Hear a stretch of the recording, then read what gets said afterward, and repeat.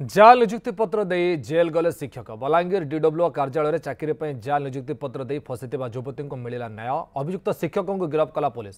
सरकारी चाकरी लोभ देखा युवती बापा अभियुक्त 13,40,000 टंका नहीं तेज जाल निजुक्ति पत्र पाइबा पूर्व 5 लाख निजुक्ति पत्र देवा 8,40,000 टंका नहीं ठक घटना को नहीं टाउन थाना का मामला रुजु होता तदंत कर निजुक्ति पत्र जालियाती घटनार मुख्य अभियुक्त शिक्षक को गिरफ्त कर पुलिस गिरफ अभियुक्त रायगड़ा नीलमगुड़ा गाँव वृंदावन मीनाका से प्राथमिक शिक्षक भाव कार्य करुँच तेज जाल निजुक्त पत्र चेर रायगड़ा जिलार भुवनेश्वर पर्यंत लंबी जमापड़ी एथेर आउ किए किए संपृक्त थिबारु टाउन थाना पुलिस गोटे टीम भुवनेश्वर मध्य तदंत चलाई एवं सेटा जना पड़ला पर हमर से वर्तमान गोटे टीम वृंदावन मीनाका तांको अरेस्ट करा हेछि तांको पाखर गोटे मोबाइल एवं 1.5 लाख हमर कैश रिकवरी हेछि एवं तांकर जो रही अन्य वर्तमान आउ जो मान एथे इन्वॉल्व अछंती हमर